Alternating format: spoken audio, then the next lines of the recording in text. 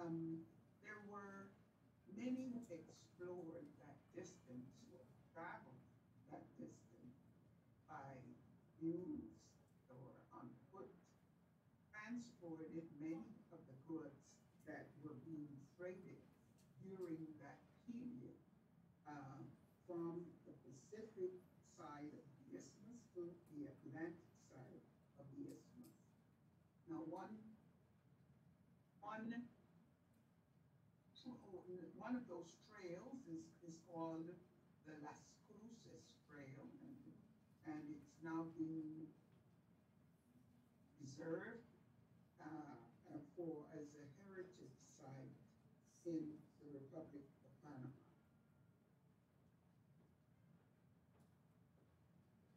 Now, we like to, many Panamanians like to say that Americans were the ones who introduced segregation in the Republic of Panama.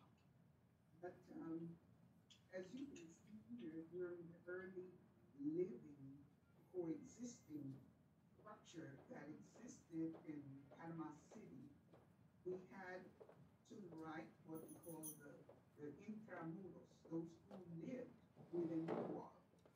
And on the left, the Arrabal de Santana. And here you had the people of African descent, people of mixed races, people of indigenous ethnic groups. They inhabited, and of course, their numbers were overwhelming when compared to the Spanish descendants who lived within the walls. At a certain time of the evening, I think about 6 o'clock, there was a huge door that was locked that prevented those residents from the Arrabal de Santana to enter into the areas where the intramuros lived, those within the wall. And so this was closed off and lacked access. So this was the first structural segregation that we saw in, in living conditions in Panama. Um, Many people also fail to recognize, because our history does not tell it in the way that we feel that it should, that our third president of Panama in 1910 was somebody who came out of the Arrabal de Santana, that populated area. And he was a very distinguished person. He was able to motivate the masses in that area to make the Liberal Party win elections. And so they appointed him as the second vice president. But as things would have it, the president died, and then the first vice president died. So he then was the person in line of succession to become the next president. Nevertheless, the forces of racism took got active, and they made it difficult for him to continue his role as president. So he served only from the 1st of March to the 30th of September in 1910. During that period, the Americans were busy working on the U.S. Now, prior to this effort at the United States in 1880, there was an effort by the French government to build a canal. That they had focused on building a sea level canal, and after the failure, the Americans decided that they would build a canal of blocks, and they recruited most of their work from the Caribbean. The migration of Caribbean workers to Panama was not new. In about 1850, between 1850 and 1855, there were about almost 5,000 Jamaican workers that came to Panama to help in the building of the Transistorian Railroad.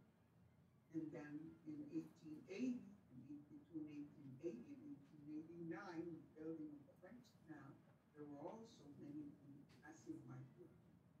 workers. For the American Canal, which began in 1904, the major workforce came from the island of Barbados. And of course, during that period, the early part of the 1900s, the Jim Crow system, or the system of legal segregation, was in the United States, was transported to Panama. So we had a dual system in the areas of the canal zone, which is 5 miles on either side of the cut. And so we had workers, the Silver Road workers, that's how the Caribbean workers were ordered. And we had the Gold Road workers, the workers who were mostly white, who came from the United States. And these were the living conditions of the Silver Road workers, and on the right, the living conditions of the Gold Road workers. And this segregation or discrimination also continued or was reflected in the pay scale of the workers. On the left, you see a black worker, and on the right, a white worker. They're both working for the postal system of the canal zone, but the black worker is paid an equivalent of about $80, whereas the white worker is paid an equivalent of about $150, in addition to benefits such as paid home leave and transportation on vacation. So there was this systemic racism rampant in the canal zone at the time. It was also reflected in the commissary, which is the place where people went to buy their goods and service and the other products. And as you can see on the left, there is a silver entrance, and the products in that silver section were not as good quality as the products in the gold section. So discrimination by race and nationalities continued, and these systems did not really end until the signing of the Canal Treaty in 1977. Now, what we see here is once the Canal Treaty was signed and the canal then was being administered by the Republic of Panama, as a result of a lot of pressure from the black community, especially the black communities who experienced the segregation of the canal zone, the government of Panama enacted a law on the 30th of May, and this would be Black Ethnicity. And that proved to be a positive step in helping us to recognize our black heritage in the Republic of Panama. If we want to take a look backward, we look at the census of 1607 of the Republic of Panama, and we see in that census the black population constituted about 70% of the population, whereas the whites only 22%. And then we go several decades later, or centuries later, to the census of 1940, and we see that blacks comprised 15% of the population and whites 12%, but the mixed race then grew to about 72%, because by then we find that the blacks were mixing with a lot of the other races that came on to build the canals, such as Chinese, the native indigenous populations, and so forth. Then we get to 70 years later, when we have another census that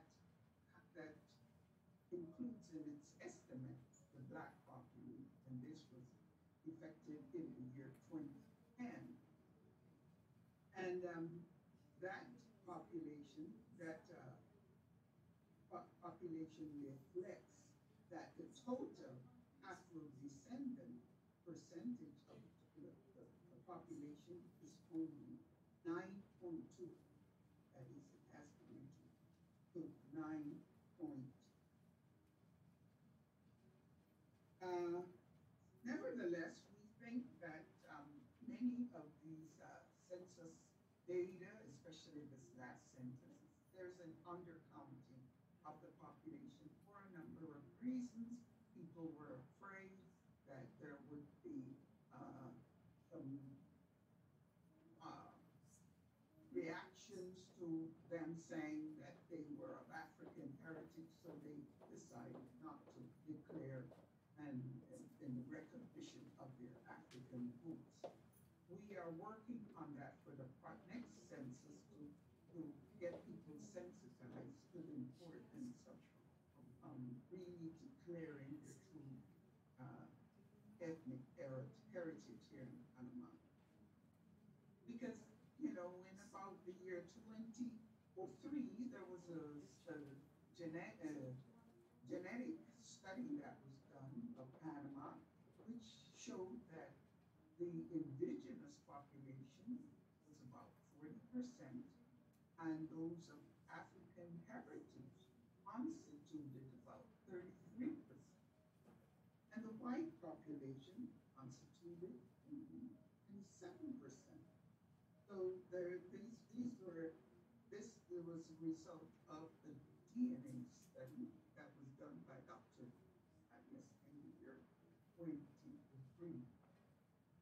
Now we can jump to some of the ways in which we see the discrimination and that's been put in place against people of African heritage here in Panama. Here we see images, very old images of Black women, which go back to the colonial Panama. And here they are wearing what is today the national dress of Panama, which is called the pollera. Pollera is the national dress of Panama, and it was inspired by these Black women who were the majority of the population at the time that they wore these. Now that this dress has been adopted, our national dress, we see on the right, they have made it so that the designs on the dress are done by a very intricate embroidery, which makes it very expensive. And the adornment, the jewelry that is worn with the dress, food jewelry and the different types of jewelry, is very expensive, so that the masses of the Black population are not able to own a pollera or use a pollera on a festive occasion. And so they have relegated the what is at the left known as the pollera combo. And as you can see, it's made from strips of strips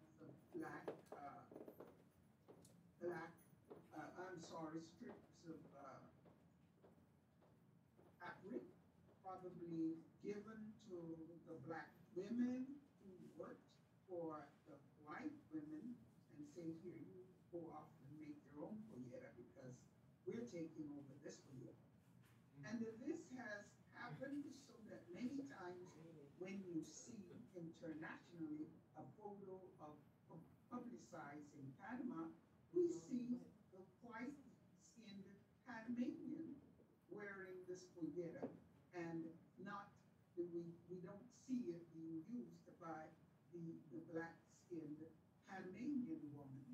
So that we call cultural appropriation.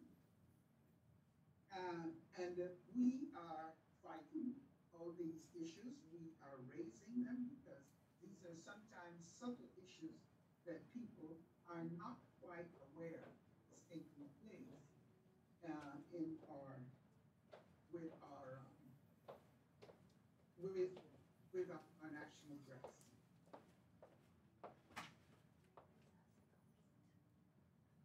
Now, this is the Miraflores locks of the canal, and this is the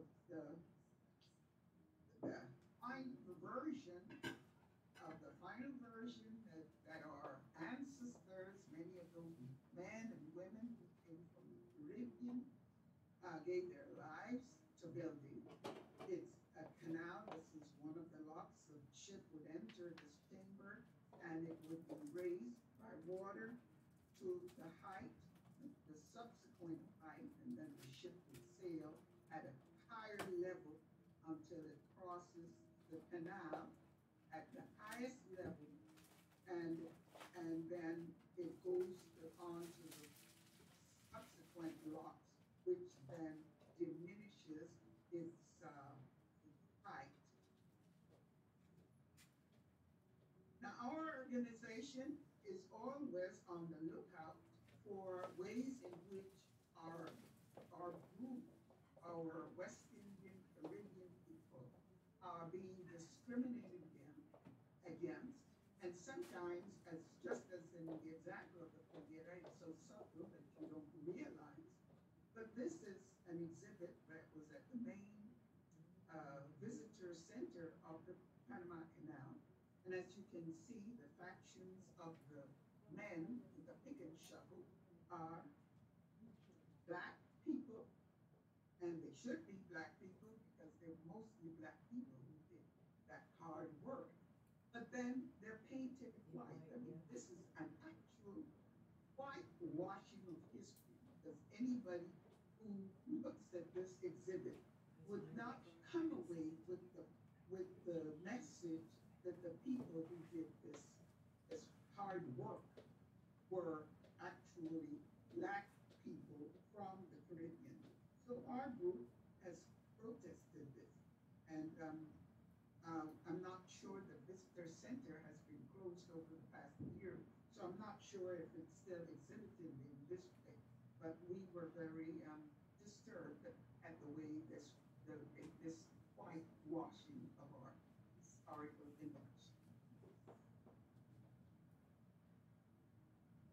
Uh, Now, not many tributes have been given by our authorities or our government to the West Indian contribution in building the canal, but here is one from the British Embassy that was given in July of 2014. And there is Mary Romney and Barack Obama, who were visiting Panama and the canal at that time. So we took this picture of this commemorative uh, plaque that was placed there by the British Embassy.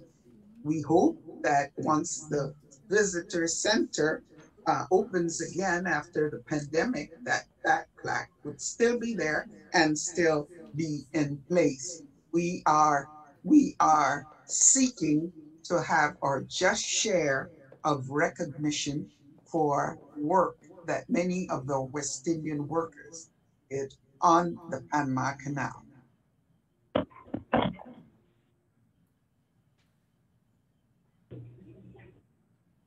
And it's important for us to emphasize, yes, what that contribution, because that contribution has led to the infrastructure that we see here reflected as the skyline of Panama City. Many people who visit us from the United States say, oh, this looks like Miami or any of the large cities of the United States. Yes, this is Panama, and the work that those early Caribbean migrants has led to the business development of the Republic of Panama, which has enabled us as a country to have this type of infrastructure and this type of economy.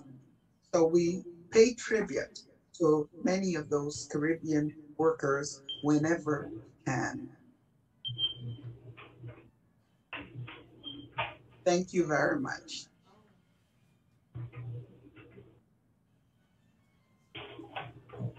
So,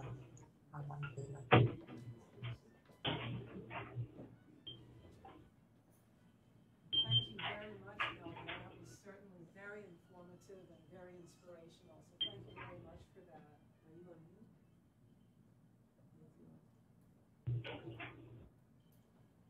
Um, so now we'll have an overview of the role of the Black people in the construction of the canal, and that will be delivered to you by Mr. Roman J. Foster.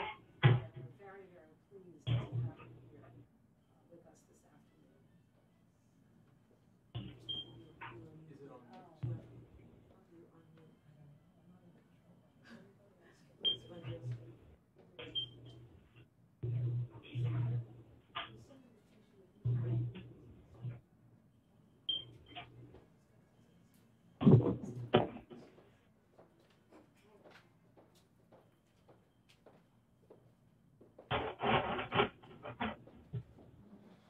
You don't see anything. You don't see him at all. This room is muted.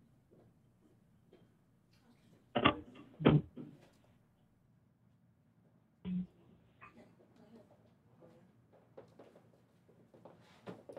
Is he good? The same thing with the camera. You don't see him?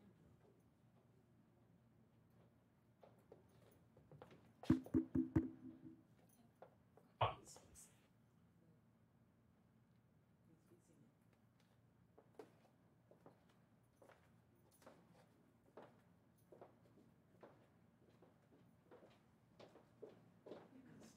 Okay, just give us a moment. Just some technical issues. All right, just a moment. We apologize. Is he on?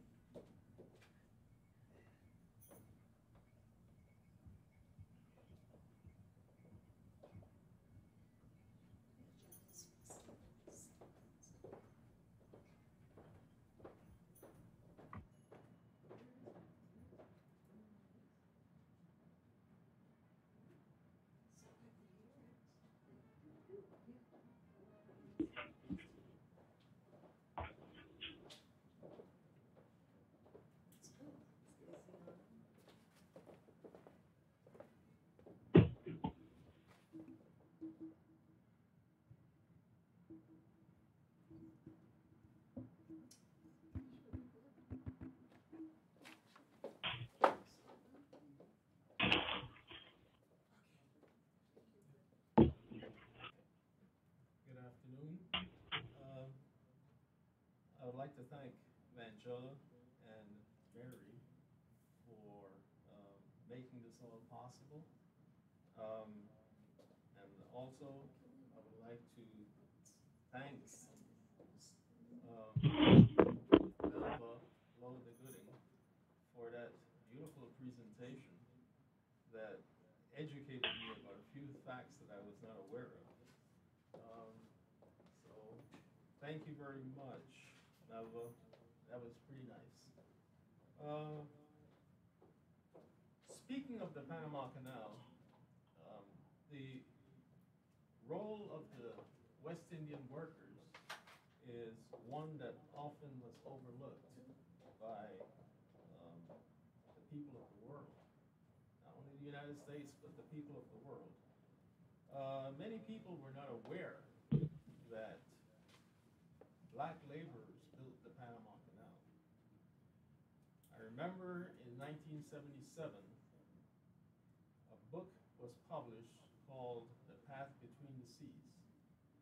It was a great book if we think of it as the history of the building of the Panama Canal and everything that went on, the politics, everything. It was well documented, pretty good book. And I read that book and I was troubled by the fact that of all the pages in that book, most of it dealt with the white workers who were responsible for the American workers who were responsible for um, directing the construction of the Panama Canal.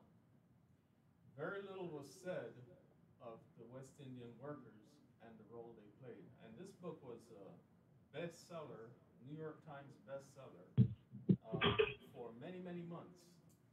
And it was considered the quote unquote Bible on the history of the building of the Panama Canal. So I was very troubled by that omission of the role of the West Indian workers in the building of the Panama Canal. About that same time, I met a gentleman by the name of Alex Haley, and we used to speak a lot. We became friends, and I remember sitting with him many times talking about the building of the canal and how, as a kid, I remember hearing my grandfather speak about his experiences building the canal and the history of the many West Indians who were there with him um, during that enormous undertaking. And Haley and I used to talk about this story. And one day I remember he looked at me and said, Roman, you know, we've been talking about this canal story for a while now, and what are you going to do about it? And I was like, I don't know. What am I?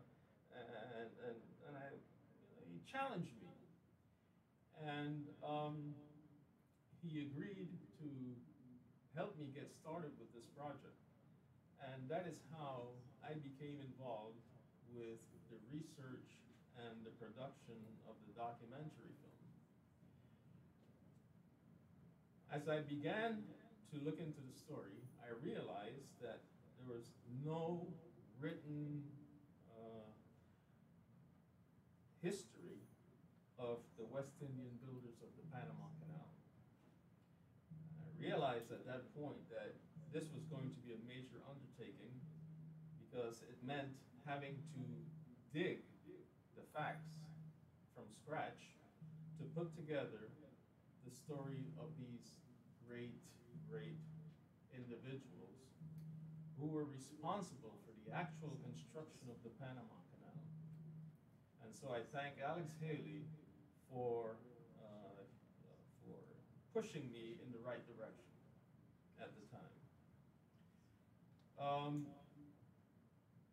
For those of you who don't know who Alex Haley was, he was the famous writer who put together Roots, the successful history that he wrote.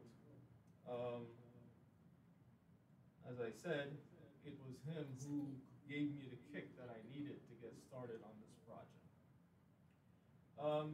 So I packed up everything and went to Panama in 1978. And I began to do the research for diggers. I never realized that the research alone would take me 10 years to put together because, as I said, there was no written history of the diggers and their role in the building of the Panama Canal. Fortunately, at the time, did some little math, and I realized that by 1978, there would exist a group of survivors of that undertaking. And so once the research started, my urgency was to find the survivors because by then they were well up in age. And my fear was that I would lose them all before I was able to Yeah, I get it. the documentary. All right. And so we began a process of identifying all these survivors in Panama, Barbados, Jamaica, and we traveled to them to record their stories. Look, diggers. Roman getting an interview. Oral history. we found some of these survivors, the last of them, and in the beginning, we did oral interviews, and after we had a good amount of material, the question of what are we going to do with all this material, and we succeeded in getting the support of the Ford Foundation, the MacArthur Foundation, and a few others. And they contributed funds for us to take a crew to Panama, Barbados, Jamaica, a film crew, and we began the process of interviewing the survivors. Most of them were in their late 80s, 90s, and so it was a race against time to get all these stories together before the passing of many of these survivors. And so we went down, filmed them, and came back with a wealth of material, oral history on film. Once we had that material, the question then was, where do we go from here? The public broadcasting, we approached the public broadcasting company, PBS, in Washington. Their headquarters was in Washington. And we made a presentation to them. And they found the story fascinating and agreed to put up all the funds necessary to put together a documentary that would not only stand as a permanent tribute to the history and accomplishments of these great heroes, but also as a tool to educate the world as to the role of these workers. The sad part about it is that by the time we finished the film, in the early, mid-80s, 1980s, most of the diggers had passed. And so it was timing. It was perfect timing. We caught them, and we caught their story, and we have it on film for the world to see. Diggers is a 90-minute documentary that captures some of their experiences. But because we were limited to a 90-minute segment for television, we had to omit many hours of story. Beautiful, great stories told by these great individuals. But we still have it. And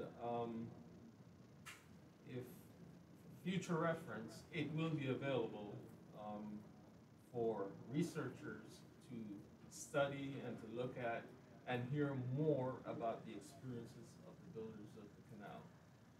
So that is how the project was started in 1978. And like as I said before, 10 years later, we had diggers. Okay, so now we'll see the excerpt from it.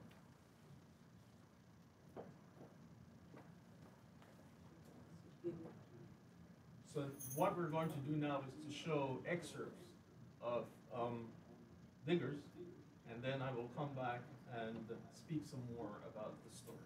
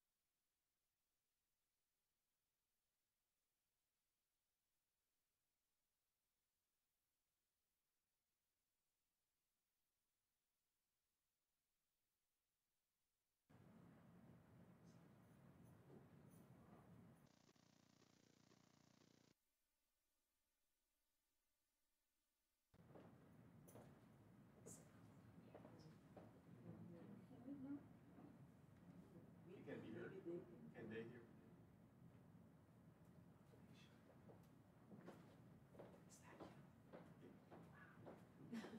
Before. Oh my God. So we saw most of them in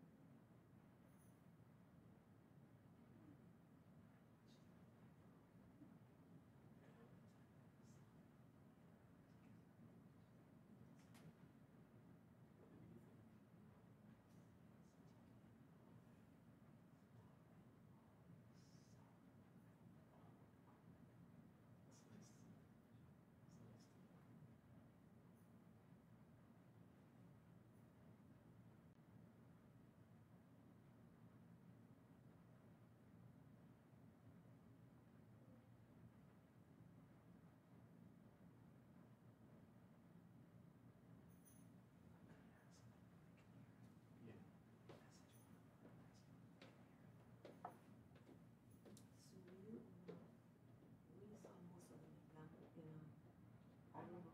Was it, that's We what you traveled said. everywhere. Where in Panama? Where in Panama? There were all Cologne, Panama City. They were living everywhere. So in that country it has names? Yeah, each one. Okay. Yeah. Yeah. Yeah, when they come on, you see their name and their age. Okay.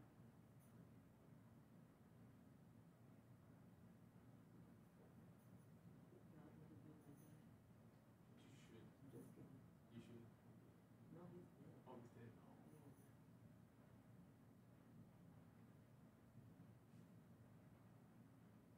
Oh, yeah, this is recent. I wonder if we can get sound.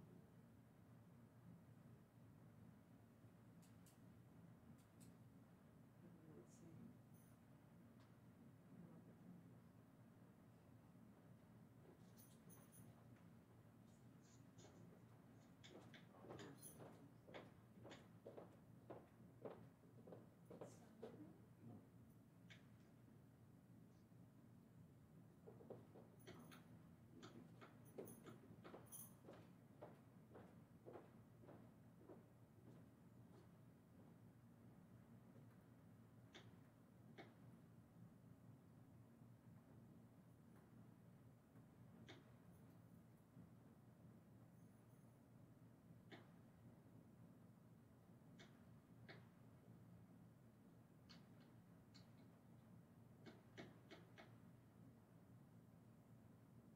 Yeah, I wonder if they can hear.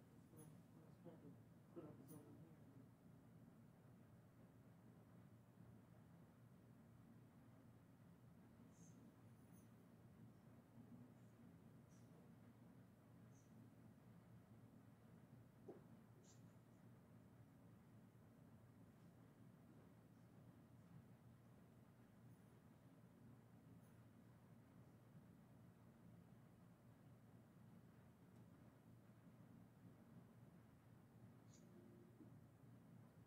Well, nobody's saying anything, but you know,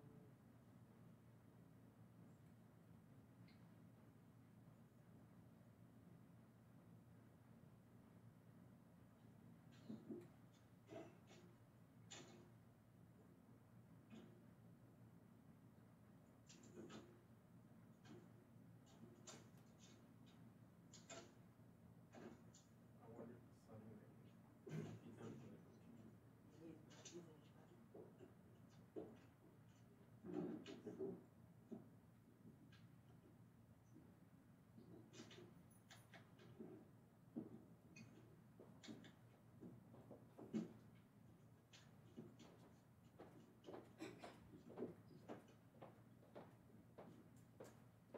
Can they hear it? Yes, Pajama, I can hear you. This thing was started at 2 o'clock. I got on 5 minutes ago. And somebody just posed that they have been unable to hear the volume from it starting. Right. I'm just got on. I'm trying to figure out why the hell I don't hear anything. Okay, I'm sorry, ladies and gentlemen, can you hear me? Can we pause it? I do apologize. we have the sound in the other room on, it's going on the screen, but for some reason, it's not transferring. So if you just give us another minute or two, we're working on it, okay? We do apologize. But I just told her that there's no sound. So now she's apologizing. So we can pause. She's gonna have it fixed in a minute. I believe that most people stay on the phone for an hour. I don't say anything. And just when I got on, somebody just posted that there's no sound that when it started. For 45 People have minutes, not been hearing it? video, no, you're gone. Nobody said it. Shall we pause it What is- while we work on the technical?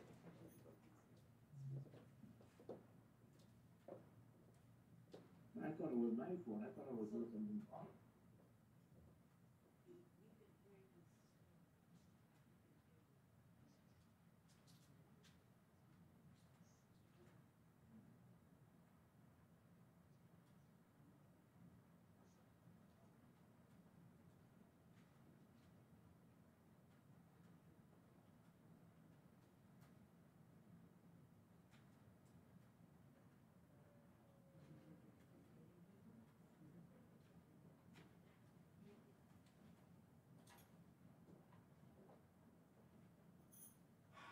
I didn't know you saying nobody was hearing.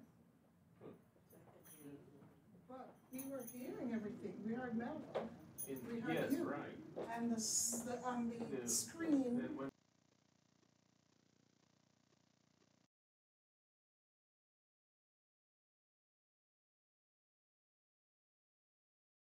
I feed, and I can see everything, and I could hear it. I could hear it. I have it on the live feed, so I could hear it.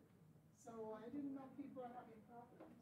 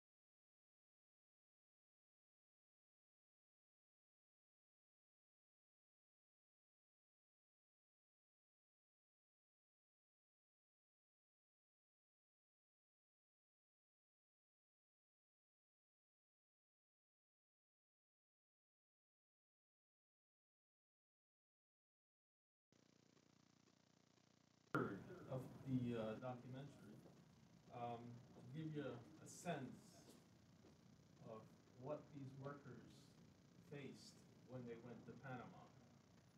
There's still another hour left of this movie, this documentary, and I recommend that if you have not seen it, that you should see it, because it's a fascinating story of a great undertaking for which the black workers never got the credit they deserved. When the canal was finished, years later, the United States government erected a plaque on a hill adjacent to the canal, so that when ships passed this hill, they would see this plaque, and it was a monument to the builders of the canal. The shame of it is that if you look at the plaque and you see the two figures that are digging the canal, you will notice that it's two white men digging the canal. And by law, labor laws in the canal zone, white workers were not allowed to do any of that type of work. So they never handled the pick and the shovel. But yet, they got the credit for building the canal when that monument was erected. And I also noticed earlier when Ms. Gooden was speaking and showed that photo, the visitor center in the Panama Canal, the two workers digging the canal again happened to be white. And so they continue to whitewash the story of the 100,000 workers who built the Panama Canal. Hopefully, with time and with the support and the work of the West Indian community in Panama, they will see to it that those mistakes are corrected, and that the future of the history of the canal will tell the true story of who built the Panama Canal. It was creating this vigorous tribute was a very important assignment.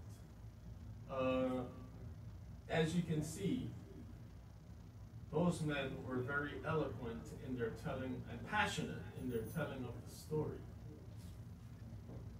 My only disappointment is that most of them passed away before they got a chance to see what their story was all about.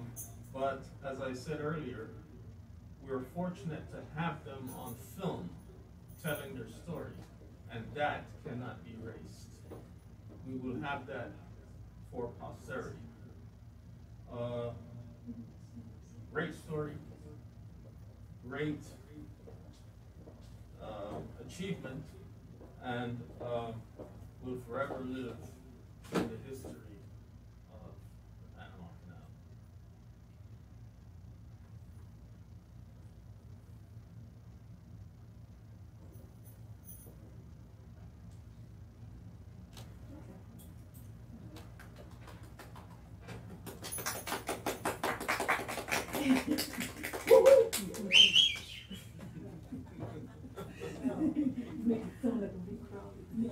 So now we're going to return to Melva Lode Gooden, who is going to talk a little bit about the history of the West Indian Museum of Panama. Okay, thank you.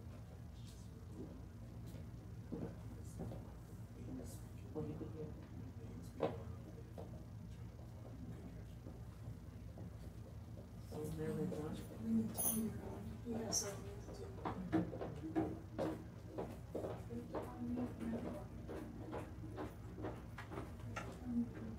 She has to ask her.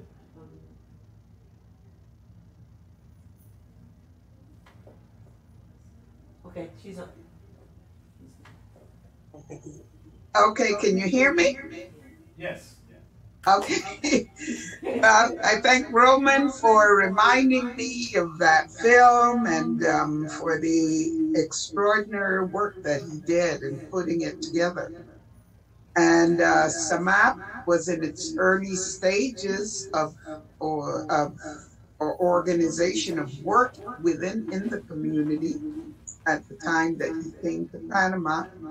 But we were very pleased to be part of that effort to help to support him in making this possible.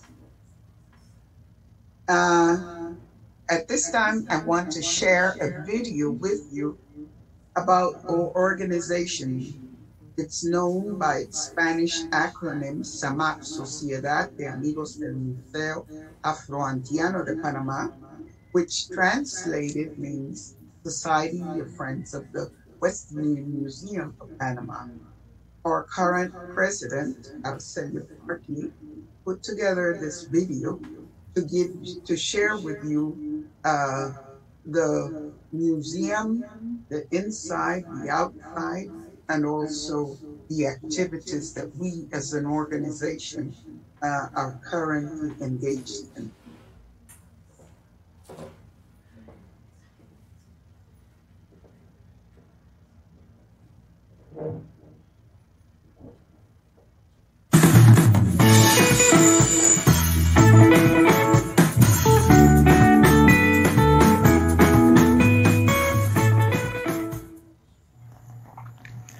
Allow me to introduce you to the West Indian Museum. It is the only monument in Panama dedicated exclusively to this particular ethnic group that contributed immensely to making our country the showcase of progress that it displays today. The museum is housed within the structure of what was before the Christian Mission Church, a church that was built in 1910 and therefore served as a place of worship for almost 70 years. This museum, established in 1980, is the only one in Panama that, with the exception of a period in 2017 for structural restoration, has remained continuously open over these 40 years. This is due in great measure to the support offered by an organization of West Indian descendants called the Society of Friends of the West Indian Museum of Panama, or SAMAP, as it is better known by its Spanish acronym. A picturesque mural was recently painted on the adjacent enclosure wall. Mural painted by famous artist Marta Noemi Noriega, and it chronicles the story of the migration and integration of West Indians into the productive life of our country. While the story of our people has been vibrant, it certainly has not always been as colorful. Inside, one will find articles that relate to historic periods, events, or the way of life of this very resilient group of people. Although there is evidence that West Indians may have arrived in the Bocas del Toro province well before the historical developments, we know that people from the Caribbean islands came to this republic in 3 significant waves as part of 3 monumental construction projects. First, there was the Panama Railroad construction, which took place between 1850 and 1855. It was a project to construct the first transcontinental railroad in the Americas, a railroad that would transport persons from the Atlantic to the Pacific Ocean by traversing the dense jungle of Panama. In the beginning, there was reluctance to hire West Indians due to racial prejudice of the company's management. But in the end, these men proved to be the best workers for this job. In this period of construction, over 10,000 West Indians may have entered the isthmus. There were no real good records kept during the railroad construction, so the death toll is only estimated to be around 6,000, with the vast majority being West Indians. The second immigration wave from the islands occurred for the French effort to construct a canal through the isthmus between the years 1880-1889. During the years of construction, about 40,000 West Indians migrated to the isthmus from various islands, but mainly from Jamaica. It is estimated that some 22,000 persons died in this project, mostly due to disease. Of these, no less than 15,000 would have been from the Caribbean islands. The third wave of migration occurred in response to the American construction of the Panama Canal, 1904 to 1914. The Americans took over where the French had failed. Official canal records show that over 31,000 West Indians were brought under contract to the isthmus. But this does not consider those who came on their own and were employed locally on the canal project or were engaged in other services as would be necessary. There were shoemakers, tailors, seamstresses, masons, carpenters, cooks, druggists, teachers, clergymen, and other dependent family members. The project employed over 45,000 workers. Although the official death toll is 5,609, it is really estimated that the figure was several times higher than that. There are estimates that over 100,000 West Indians entered Panama during the canal construction period, at a time when the total population of Panama would have been less than 300,000. Many of those who came elected to remain on the isthmus in productive capacities, since employment opportunities in the islands had become extremely limited.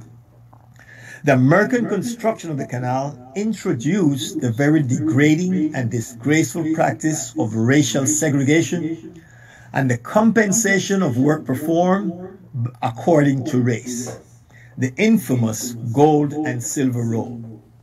This placed West Indians at the very bottom of the pay scale, even if they did comparatively better work than their counterparts on the same job. The discriminatory practice against blacks in the canal zone persisted for almost 50 years, well past the end of construction and the opening of the Panama Canal. This group of immigrants also faced discriminatory attitudes from Panamanian nationals. In 1941, the newly elected president introduced a new constitution that prohibited the acceptance of West Indians as residents or their descendants as citizens, even if they had been born here. The Constitution was later revoked, and West Indian immigrants and their descendants proved themselves to be worthwhile citizens as they blended their culture and cuisine into the lifeline of the Panamanian population. They introduced boxing and horse racing to Panama's culture. They excelled in sports. West Indian descendants Lloyd LaBeach, for example, won Panama's first ever World Olympic medal. And Teofilo Panama Albron won for Panama its first ever World Boxing Championship title. The first Panamanian beauty queen to ever reach the finals in a Miss Universe pageant was Gloria Calamanitis of West Indian heritage. And the actual national stadium is named after Rod Carew, a Major League Baseball Hall of Famer born in Panama of West Indian parents. Over the years since their entry into this country, countless other West Indians and their descendants have distinguished themselves as exemplary citizens. They have excelled as teachers, as doctors, as lawyers, and in every other professional field. For the last 35 years, SAMAP has promoted the recognition of West Indians' contribution to Panama through the celebration of the annual cultural and gastronomical fair that has become a much sought after festivity, not only within our community, but across the wider multi-ethnic and multicultural spectrum of the Panamanian society. They also coordinate an annual memorial pilgrimage through the Gaylord Cut to remember and honor those who died in the construction of the canal or in its subsequent years of operation. Some years ago, the West Indians were recognized and honored as one of the 9 main ethnic groups that contributed significantly to Panama's now flourishing development. The others being Americans, Spaniards, Italians, French, Greeks, Jews, Hindus, and Chinese. A monument dedicated to these is located in Amador in the old Canal area. As West Indian descendants, we are all fully committed to our responsibility as citizens to promote the development and well-being of Panama. But we will also be always fully committed to promote and defend our rich ethnic heritage, bequeathed to us by those who ventured from the Caribbean islands long ago, braving hardships and even death to make this land their new home and ours.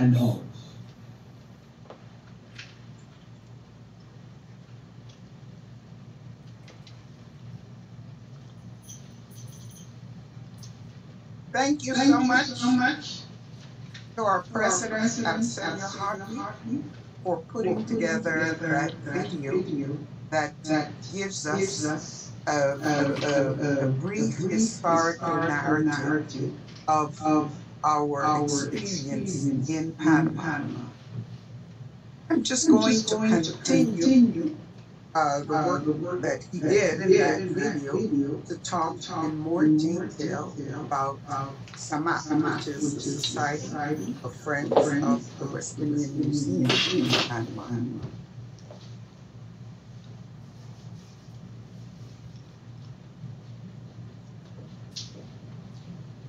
Now, SAMAC is the acronym for the Spanish acronym for Sociedad de Amigos del Museo Afro-Antiano de Panama, which when translated means the Society of Friends of the West Indian Museum of Panama.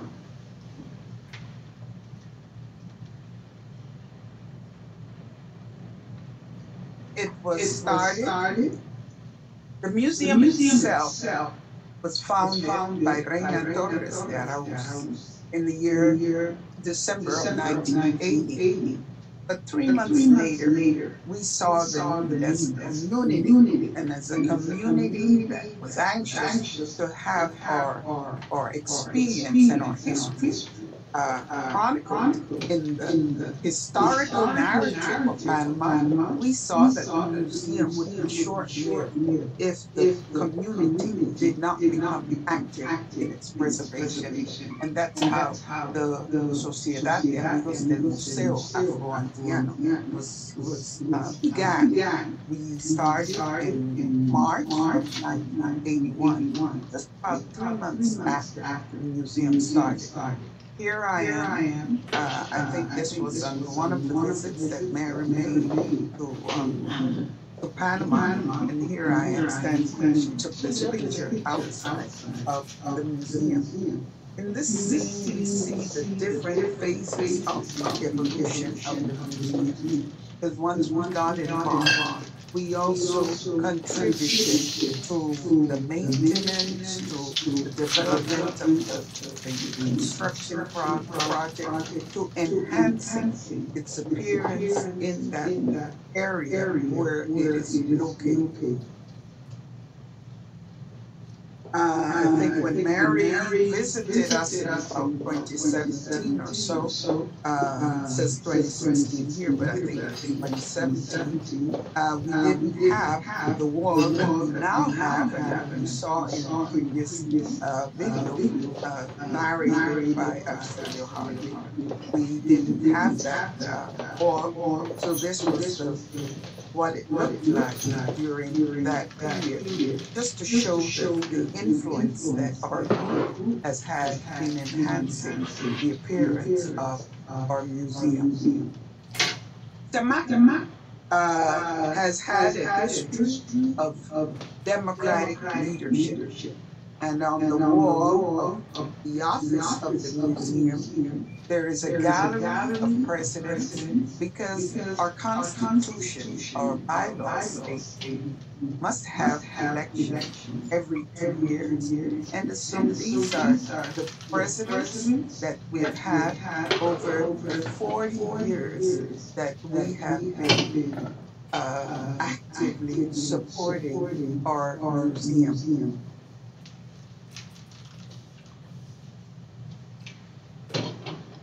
The first, one of the things that, or the activities that brought us a lot of fame and recognition was the annual fair. And we started out having these fairs during the carnival period. And we integrated a lot of Afro-descendant traditions, not only from the West Indian, but the Afro-colonial groups. And these scenes were in the very early years in the patio of the museum. You can see that the surrounding structures were some of the wooden structures that were prevalent at the time. And these were the buildings that were occupied by many of the West Indian workers. In this scene, we tried to revise. We went to the older people, some of the members of Salvation Army Church, and said, we want you to teach us, revive the traditional maypole dancing. And we still have these traditions during our period of, during our West Indian Fair. And I think you saw some scenes of the West Indian Fair in previous slides on the video that in the previous video that we saw. And here are some other scenes. And we have food vendors. We have vendors of arts and crafts. We have people who have different artistic talents, dancers, singers, acrobatic performers. Here we even sponsor for that period a beauty contest because, as you know, worldwide, we have had to fight to promote our Black is Beautiful tradition. And that has been true in Panama. Most of the Panamanian beauty queens were not beauty queens who reflected an African past. So we started having select girls from our Black communities and having them participate in our Panama, in our annual fair. We also helped to promote some of the local talent, the singers, the dancers. And of course, one of the most popular things of the fair was the food, the West Indian food. We brought that tradition to Panama, and even to this day, many of the people come to our fair to relive the experiences of when they were growing up, how they would go to our neighborhood to experience or to eat some of our West Indian food productions. We also saw the annual aquatic pilgrimage where we paid tribute in the Culebra Club to those who died during the period of the construction. You know, some of our members describe the Canal waterway as a burial ground because so many of the Caribbean workers lost their lives and are probably buried under this. And so around the 15th of August of each year, our organization, SAMAC, we organize an aquatic pilgrimage where we pay homage to all those people who died in this. Now, SAMAC has also had to advocate for the rights of people of African ancestry in Panama. because just as it as exists in many parts of the world, there is strong streak of racial discrimination in all phases of our existence. The government, of the private enterprise, and we have had to be on the alert for the blatant and the subtle forms that this discrimination takes place. Now, this example is not very subtle. The mayor decided that there was so much crime going on that he was going to put old signs like this all around the city to cut down on the crime. But as you can see, the criminals were featured as Black people, very Black people, and the law enforcement agents were light skin or light skinned. And once this came out, the MAP organized, and we did our first and most significant protest against this form of discrimination in the city. This took place in 1995. And since then, we have been denouncing and fighting to eradicate racial discrimination and inequalities in Panama. We celebrated in the year 2000 when the president of Panama then declared that we would celebrate on the 30th day of the month of May, Black Ethnicity Day. In Spanish, it's Mes de la Etnia Negra. And this declaration has spearheaded many celebrations of our Black ethnicity in Panama.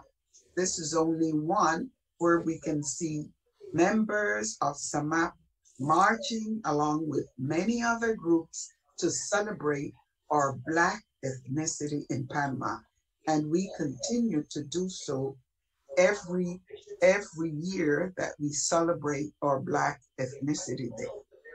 And we will continue as a group not only to fight for the museum, but also to fight for racial and ethnic equality in the Republic of Panama. Thank you very much. You know, Jake, this is under active consideration. If you're asking am I part of the discussion, yes, I am.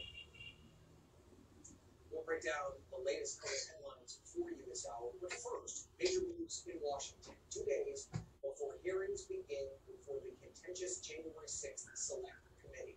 A second Republican has joined the committee. That is GOP Congressman Adam Kinzinger. He said this about accepting the appointment of House Speaker Nancy Pelosi. Kinzinger said, quote, I am a Republican dedicated to conservative values, but I swore an oath to uphold and defend the Constitution. Somebody has their microphone open. Yeah, she needs to get muted. Thank you. Thank you for closing your microphone. Okay, you're I'd like to And I thank Roman Foster for reminding me of the film and for all the hard work that he did in putting that together. Going to be a record for us and for our children, grandchildren, great-grandchildren to see the contribution that we've made to build this Republic of Panama. Thanks again, Roman. You're welcome. I'd like to take a couple of minutes to pay tribute, to honor Melba Loda Gooding, Carmela de Govern, and the members of the society, SAMAP, for their dedication and their hard work to preserve the history of our people in Panama, for the great contribution they have made. And if it wasn't for Samak, I think we would be in a lot of trouble today. They are wonderful, and if you should ever visit Panama, I ask that the first stop you make is to the museum, the West Indian Museum in Panama. It is something you will never forget. You visit the Panama Canal, but you must visit the museum. And I recommend everybody visit a museum. Thank you, Melba. And thanks to Carmela. I don't know if she's watching, but Oh, yes, she is. they have been very instrumental in the making of Diggers, and forever I will appreciate what they have done for our people. Thank you, thank you, thank you. So now we can open it up to questions for Melba Lodi-Gooden and Roman Foster from the audience. I said to use that. Answer questions. If there's anybody who would like to make any comments about anything that they've seen or heard today, and if there's anybody who would like to ask questions directly to Roman J. Foster and Melba Lodi-Gooden, this is the time to do it. Also, if you have a connection to Panama, maybe there's an ancestor in your family who was one of the construction workers, and you have some other connection to Panama. I know here in Connecticut, we have a lot of West Indians with connections to Panama, and we thought about this program in tribute to them. So this is the time for you to ask questions or make comments, any kind of a contribution you would like to make. Please feel free.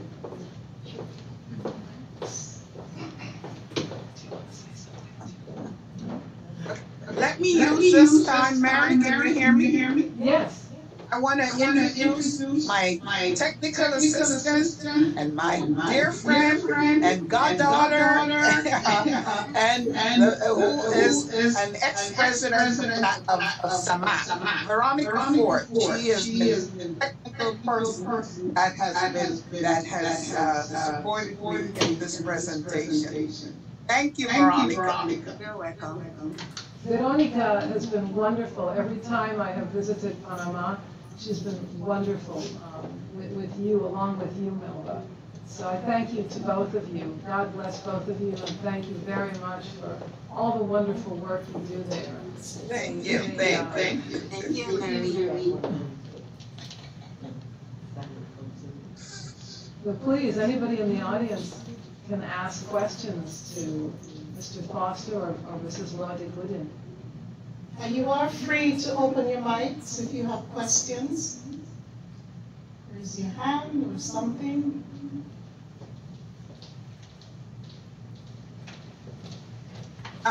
Mary? Yes. Many people are curious about the mixtures that have taken place since we migrated, our ancestors migrated.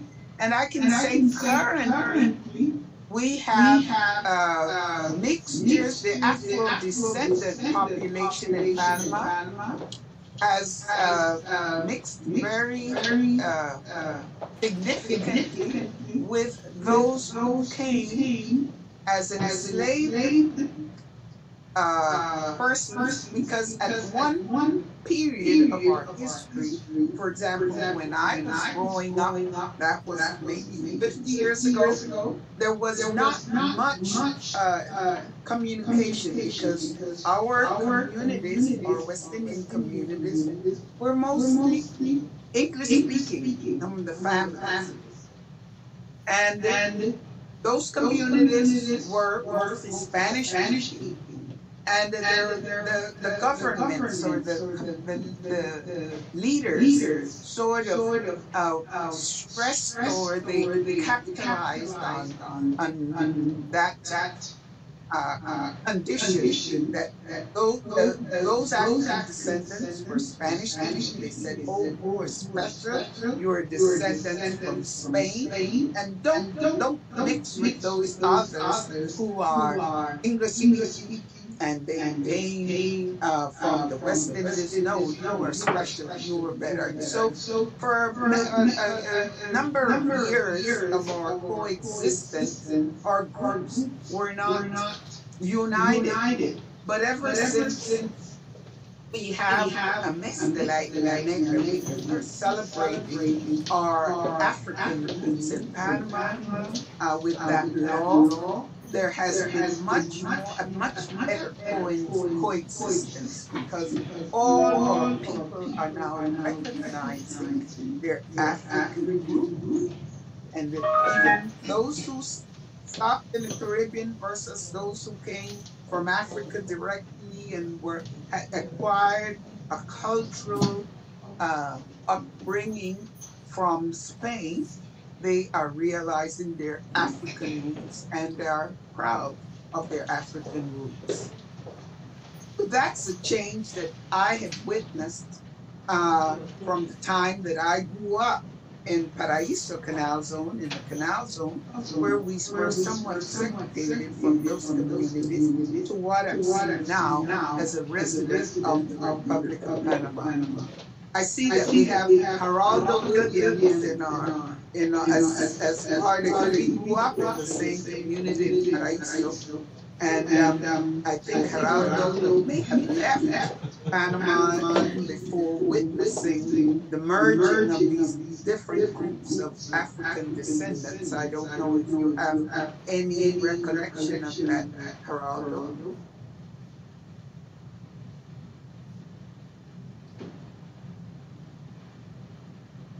Can't unmute.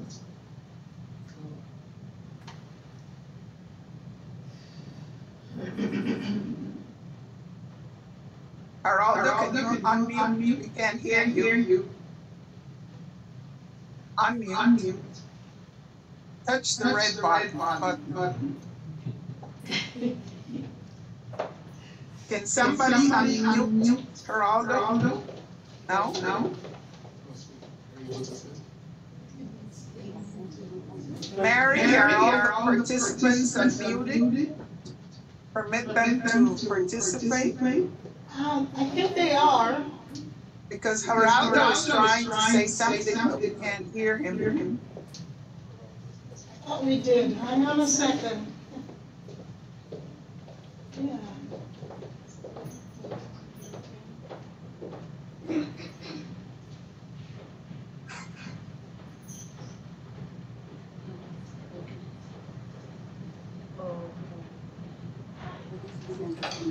Oh.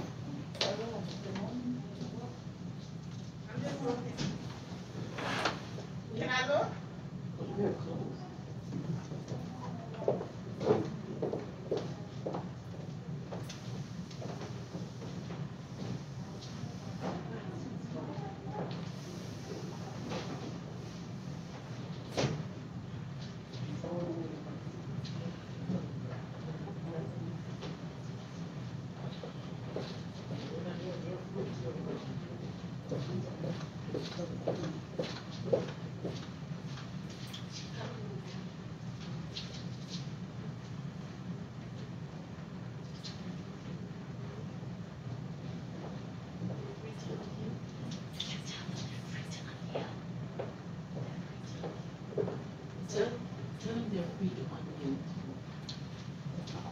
You're free to unmute.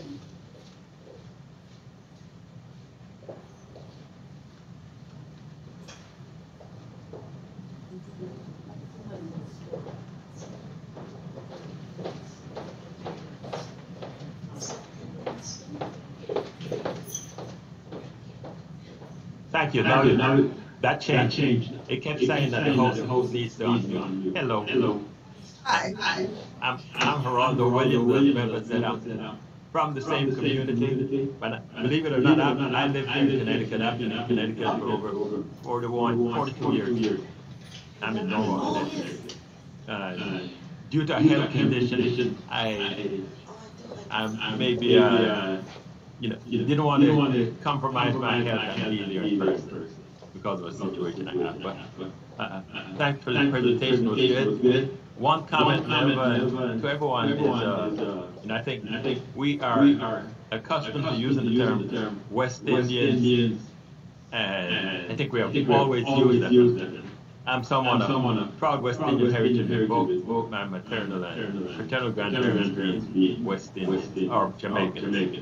But I think today often we use the term Afro-Caribbean to make a distinction that we're all united, we're all people of African heritage, because I think especially in the U.S., where once when people use the term West Indian, it seems like we were saying that we weren't part of the African diaspora. Sounded like, oh, you were communicating something of being Indian, indigenous, or something other than that.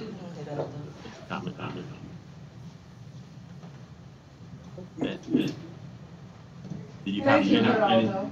Yeah, I'm glad you brought that up because in translating, the term West Indian, we usually translate it as Afro-Antianos. Yes, that's correct.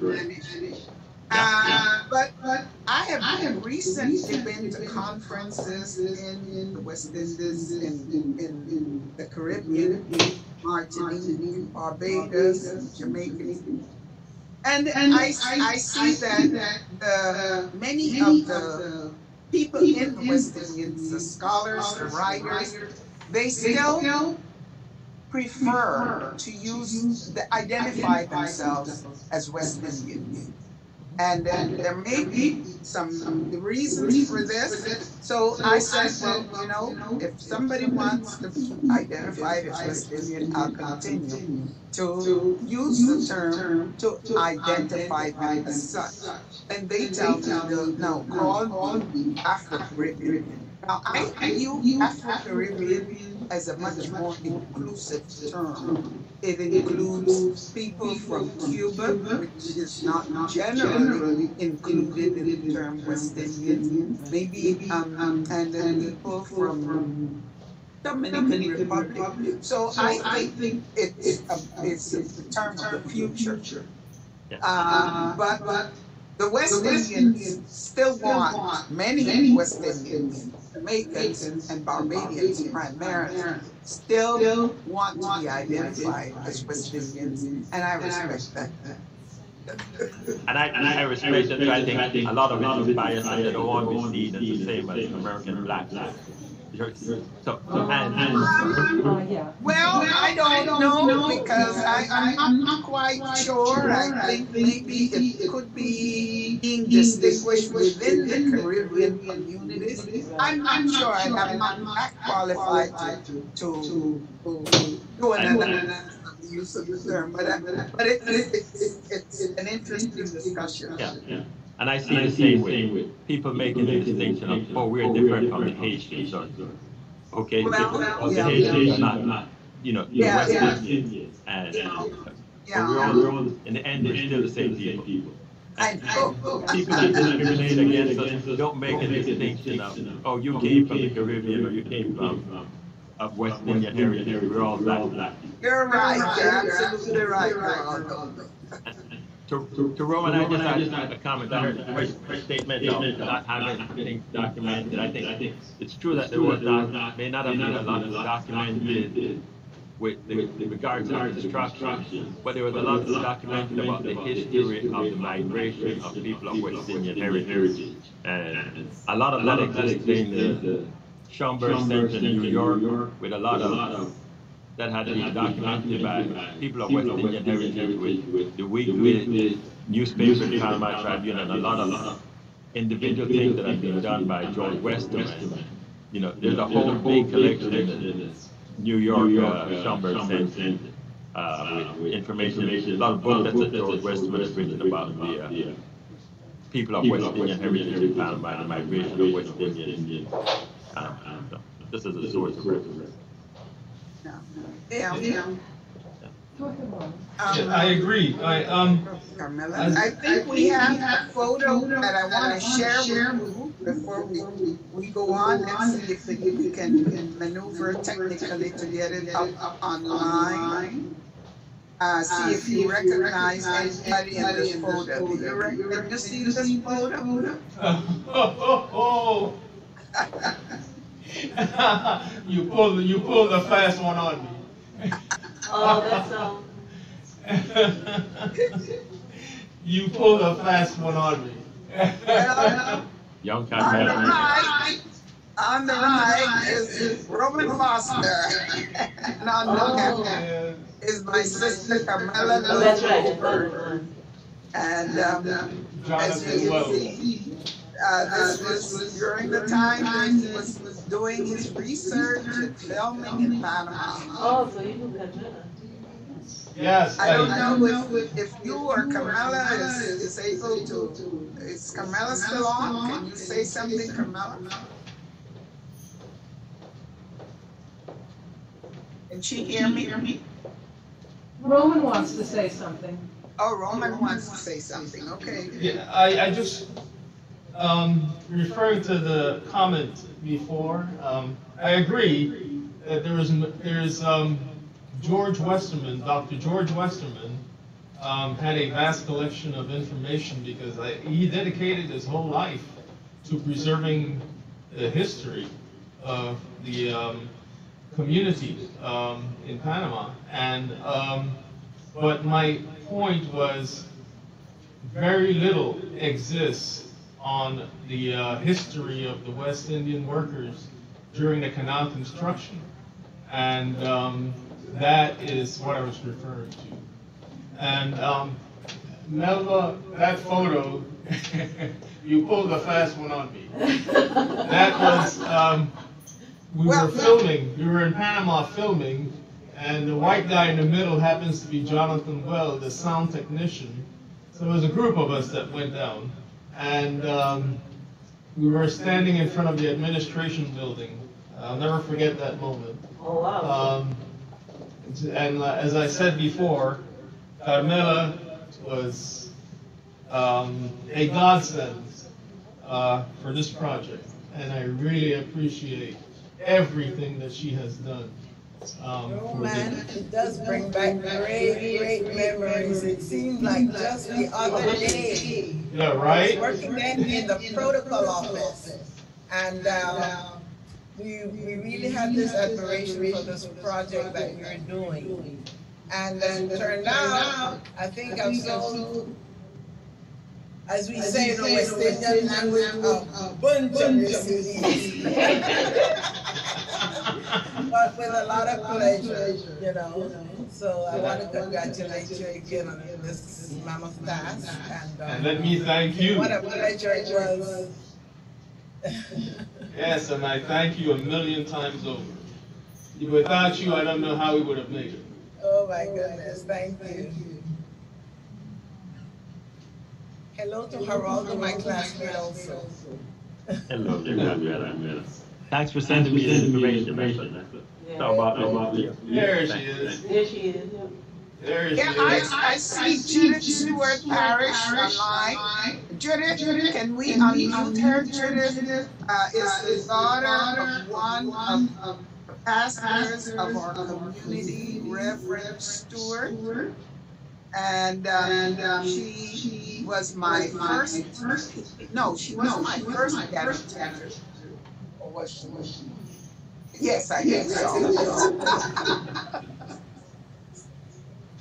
So we go back a long time, many years. Judith worked as a nurse in New York, and for a long time, she is back in Panama as an active member of SAMAC. Judith, do you want to share some of your experiences at this time? Oh, well, it caught me off guard, however. You are not. I must say that I am realizing how historical I am while I'm here in Panama. And when I retired, trying to decide what I'm going to do with the rest of my life, I thought that I had a lot of heritage here in Panama, and that I'm going to Panama to maintain my heritage. And so here I am. I had an uncle, Roy Stewart, who is a nephew of my father, Waldala Stewart, who called me just recently, wanting to find out information about the family background and all that. And we went back to the migration of my family here in Panama. And all my father's family, he and his 4 or 5 brothers, there was one named Luther, the oldest one. He never came to Panama. He went to Cuba. And my father's sister, I found out, was the one that brought all of her brothers here to Panama. And one of my father came when he was no more than 16 years old or so. And he went and worked on the Panama Canal, being a youngster as a water boy, so to speak. And all my uncles, Uncle Aubrey is also here in Panama. We talked about him and how he made a difference here in Panama, coming from Jamaica, one of the 7 kids, and he also became very active in Panama and became a professor at the institute, and made a mark here. And so today I happened to go to church. Came back. My father's church is still there, the church that he built himself. And the minister came in and introduced me to the congregation as the daughter of the founder of the Bethel Mission Church. And my father was quite an activist here in Panama. And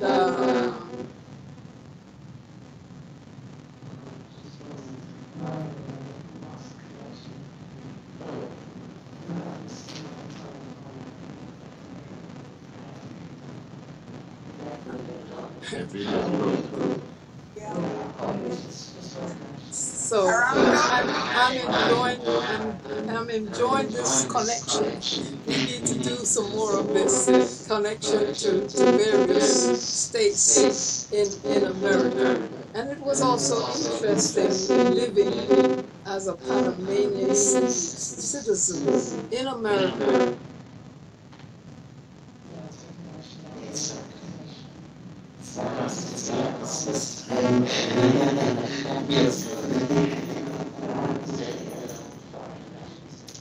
And in New York, where I lived, we have quite a strong population of Panamanians. And you know, my brother, Waldala Stewart, has been quite an activist also in New York in general. He became the first Panamanian state senator in New York. And as I was listening to, it says Geraldo, Dr. Roy Rice's report was very instrumental recently in contributing to research about our community and our Western community in the Schomburg Center.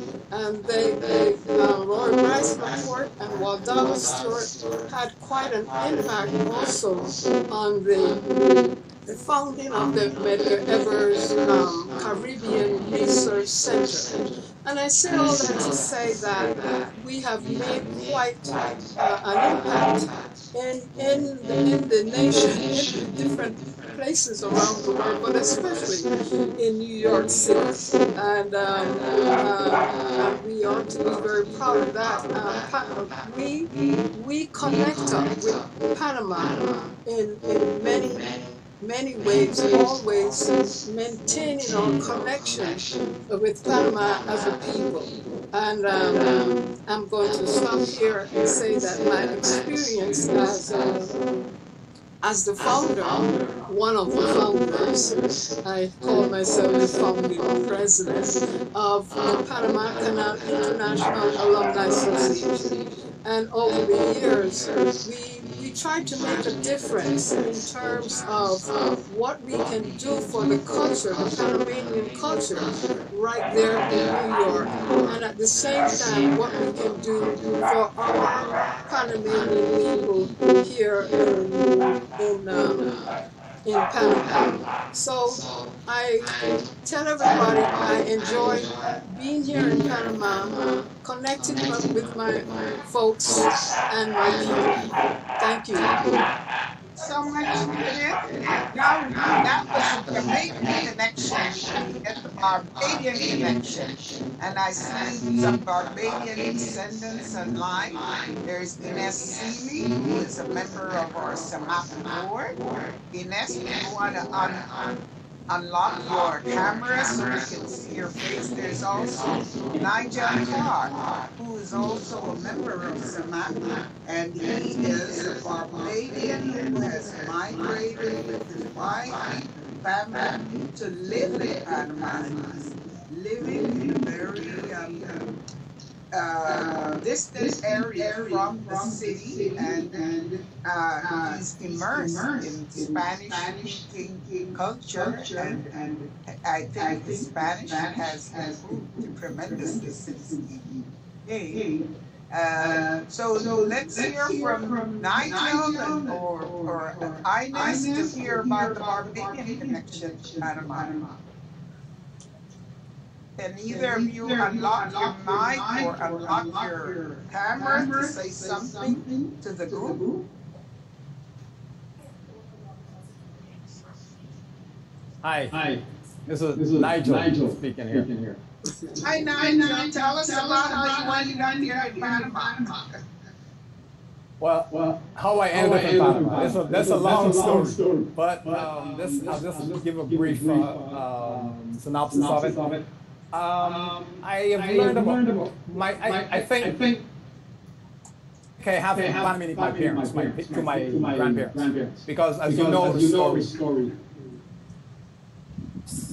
every family in Barbados was touched by the Panama Canal. Every family. There's no family you can think about in Barbados who hasn't had one of their relatives migrating to Panama. So it's part of the DNA of most of us. I came to Panama about maybe 10, 12 years ago, visiting, just to Panama. Then I had, which was very little, because sadly, a lot of our ancestors who came back to the Caribbean, back to Barbados and all the other islands, for whatever reason, sometimes they did not want to talk about their experiences. And that has a lot to do with the way that they were treated. As we clearly have learned in the pieces that we saw in the presentations. And so what has happened over the years is that we now are trying to learn as much as we can about the Panama, Barbadian, Jamaican, Caribbean experience and what that really means to us. I've joined SAMAP because I think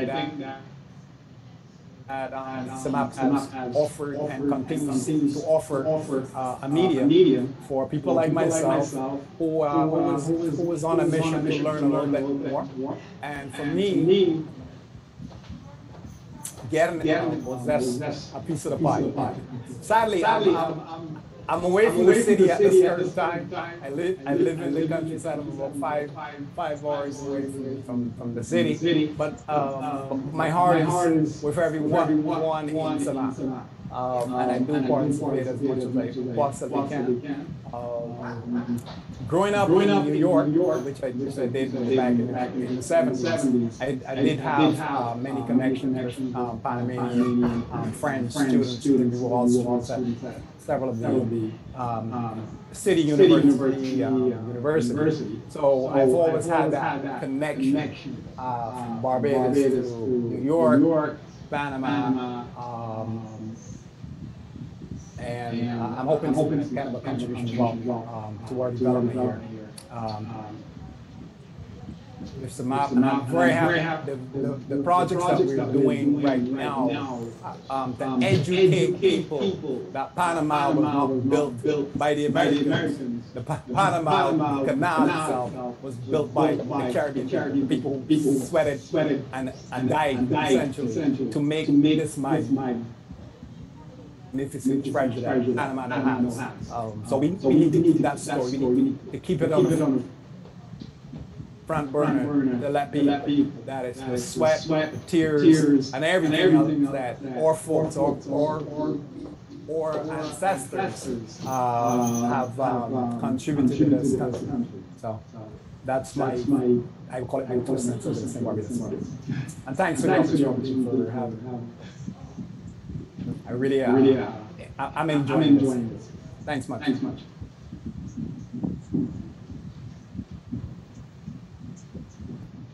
You're not hearing me.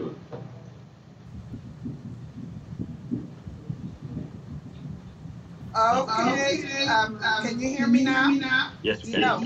Well, I'm so happy to have had that participation from Judith and from Nigel. I know Sheila Clark Wilkinson is on too. Sheila?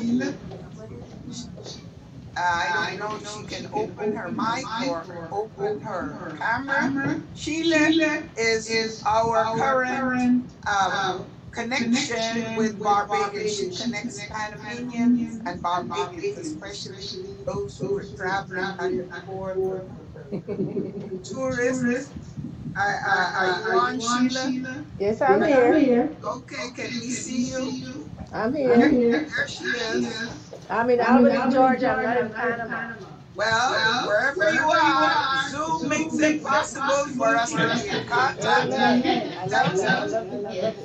Tell us about the Barbadian connection, all the work that you're doing to help to keep us connected with Barbados. I used to. There is an official embassy in Panama now there that take care of that. I used to use that before. Move your camera so you can see your face. I don't want to see you. Yes, I have been instrumental. Nigel will know, and some people know that I have been very instrumental in connecting people with Barbados. Now Panama officially has an embassy, and there is an ambassador from Barbados in Panama. They're the first secretary, and they take care of that now. Apart from that, I'd like to say I've never talked about Orlando that mentioned the Panama Tribune. At one time, that was the only source of information we had, English paper. We had to have the Panama, I think the Panama American, but the Panama Tribune was what? Where all the black people had all the information that they wanted to get to their people. It was published there. And Harold Williams, who was Orlando's dad, was somebody that wrote there. He was one of the people that was very instrumental in being one of the writers or something at that newspaper. I need people to know about the Panama Tribune. It's very, very important to remember that. I have a whole lot of things I wanted to talk about. That's one of the things I wanted to say. On the museum, I know we have a whole lot of work to keep our culture alive. I know I was at a meeting over a few months ago, and something that's been bothering me. We do not have the proper people to to serve as guides, or the people when they get to the museum, they're not people that speak enough maybe English or Spanish or don't have the know-how. That's one of my concerns for Panama.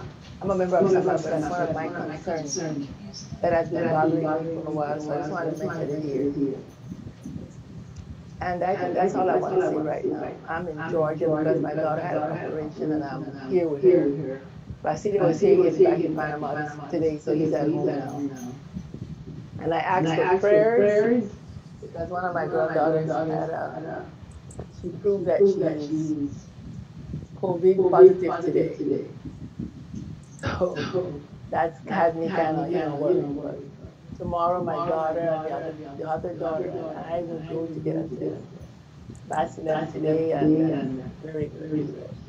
Just keep praying for us, please. We'll keep you in our prayers. Yes, please do. We'll keep you in our prayers. Please do. Definitely do that. He was a lifeline sister. Oh yes, I used to stay at his house for the summer. I was the son her dad didn't have. Right.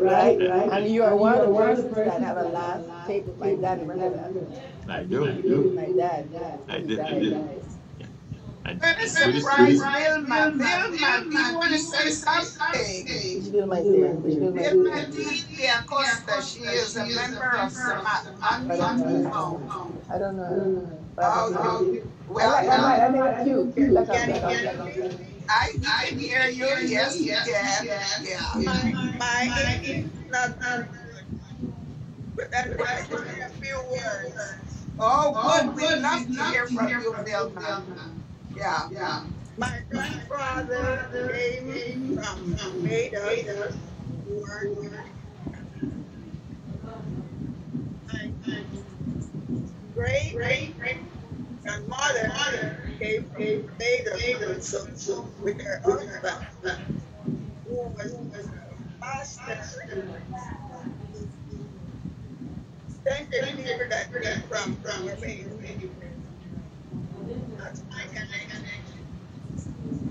Wow.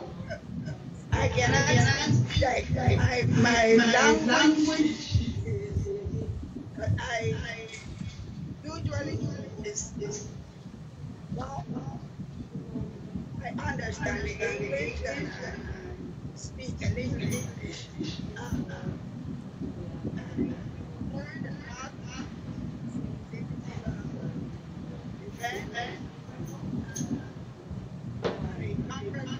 all anything you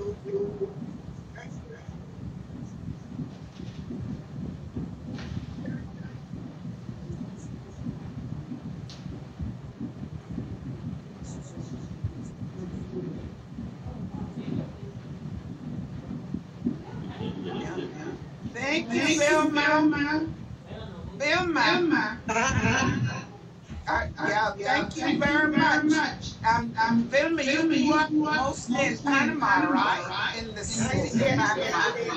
You didn't live on the Canal Zone like some of us did. No, my grandfather, he lived on the lines, Paraíso. He had a beautiful place with horses and fruits and a house under the house.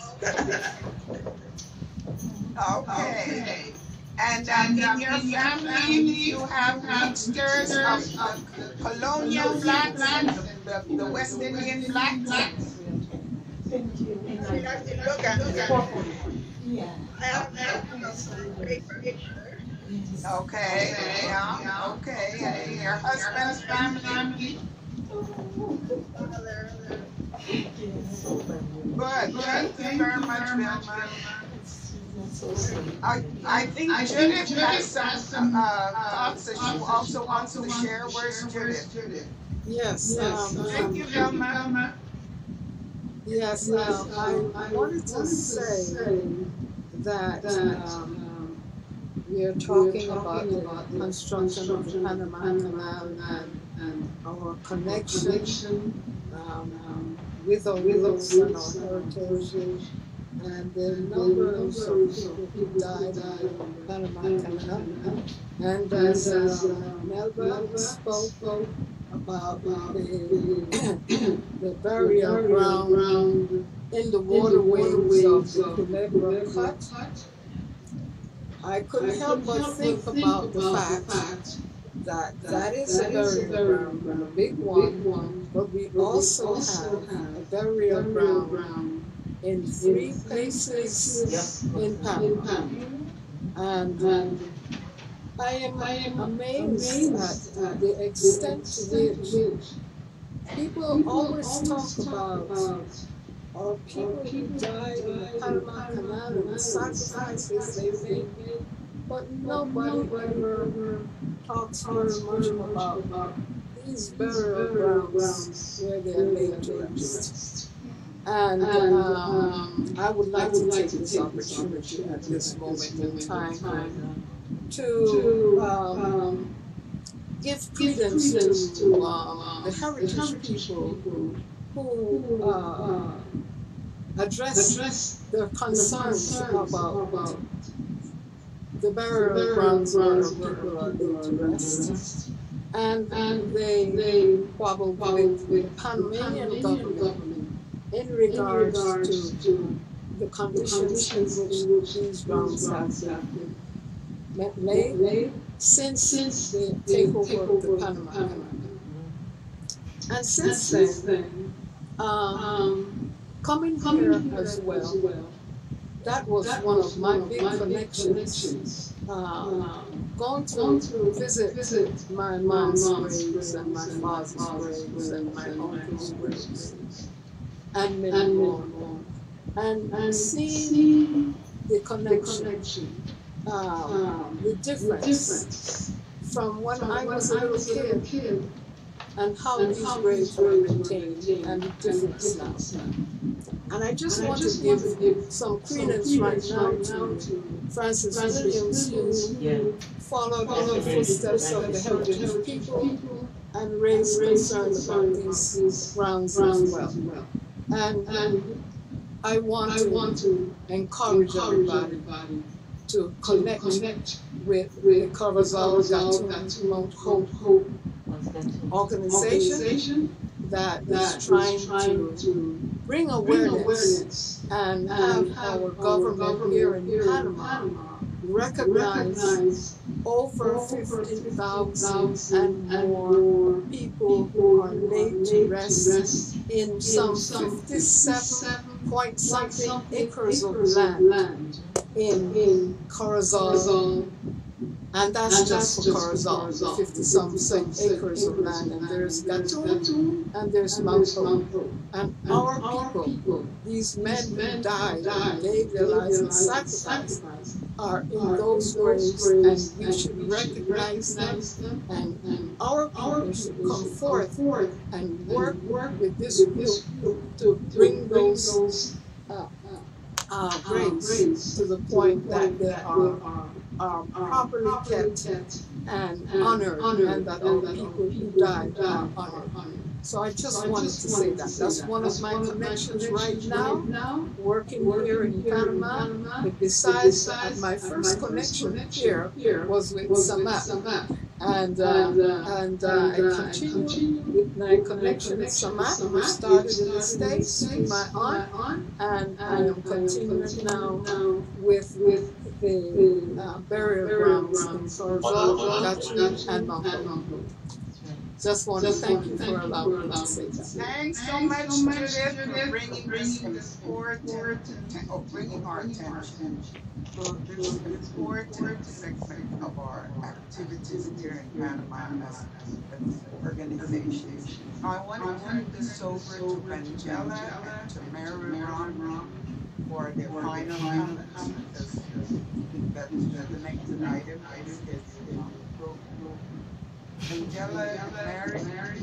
Well, I just want to, I want to thank you, Melva. I want to thank Roman J. Foster. And if there are any concluding comments that either you, Melva, or you, Roman, would like to make, That would be wonderful.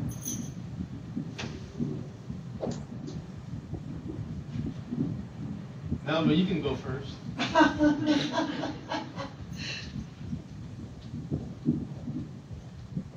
don't think she heard it. Melba? Yes. Roman just said that you could go first. Roman just did what? That you could go first. I said that both of you could make concluding comments, and he said that you could be the first one to do that. Oh my God.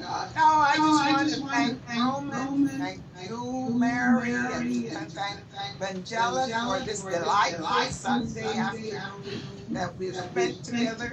We have to continue doing this type of activity, reliving our history, you know, and having activities like this. I know it takes a lot of effort to put this on, but it's so important. Maybe the next time we do this, let's get our children and grandchildren online and show that they can participate in this historical event. So thanks to all of you for all the work that you did to make it possible. Melba touched on a point that I was going to make. My great concern today is the young ones. We need to bring, I don't know, get them involved in the preservation of our history. It's very important. Without the young ones, once we go, they will be here. And if they do not have the tools, the skills to continue to work, we have a problem. But I was just, the last couple of weeks, I was inspired by two young people of Panamanian descent who contacted me. One is a young lady, I'm not going to mention names, but she's an attorney in New York, and she contacted me and told me that all her life she has heard about this story of the builders of the canal and her grandfather and her grandmother and parents, and they would tell her little bits and pieces of the story. And she contacted me because she wants to learn more about her history. And I promised to send her all whatever I could so that she could learn about her history. And the other one, which I just heard from a few days ago, a young man, he's a reporter for CBS News, contacted me and he told me the same story. He wants to learn more about his culture, the history of our people, and I also promised him that I would forward all the material I could so that he could look at it, because his intention, according to what he said to me, was later in the year, he wants to do something on the building of the Panama Canal and the role of the workers who built it for CBS. So let's hope that everything works out well. But I'm worried about the youth on one hand, but on the other hand, these two individuals brought a little ray of hope into my heart. And hopefully something good will come out of all our efforts, SAMAC and Diggers. And I thank you. I thank all the members of SAMAC for what you're doing, and I appreciate it. And also, Sheila, I am praying for you. Angela, can I say something? Yes. Melba and Carmela, Thank you, Yolanda Bonnie. Thank you, Roman. I'm right. Thank you so much. I'm here. I live right here in Connecticut, right here, 15 minutes away from where we're taping. But I also want to say thank you very, very much for what you're doing. I thank Carmela for putting it out there, because that's how I knew that this was happening. And just keep up the good work. I miss you guys. Can we see the face of the lady who just spoke? She had her That's back me. up. Turn around. Is she, are you from Panama? Yeah, I'm from Gamboa. It's Yolanda, Evelyn. Oh, Yolanda Evelyn. Okay, Yolanda. Well, that's why I asked you to turn around because I'm looking at your back. Oh, I'm sorry. I didn't know where to come. Hola, Yolanda. Hola, mi amor. ¿Cómo estás? Hey, great. Hola, Yolanda. It's Sheila. Hey, Sheila. How y'all doing?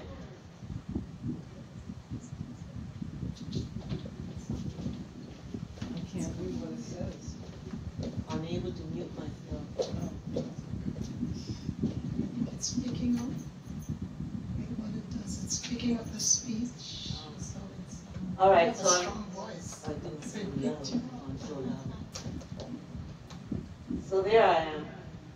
There you are. There you are. Miss America. No, Miss Panama.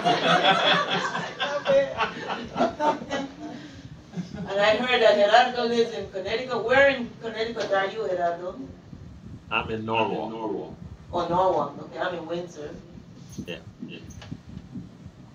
Good. I know your sister. Felicia, she lives in New York, in Brooklyn. Yeah. And I'm in touch with her ex-husband and daughter-in-law and family. Oh, wonderful. Melva, I would like to say something. Okay. Yolanda has Barbadian family. She knows that, right? Yeah, She Barbadian, met yeah. a I'm like, Barbadian cousin of hers through me in 2011. Oh, really? oh, that's right. Bobby. Yeah, Bobby. That's correct. And we've kept in touch. Her I uncle. told you, Ela was Yeah, her our aunt. ambassador. Yeah, she really is. Because her aunt is. They didn't have her on the payroll, but she's doing work. I know.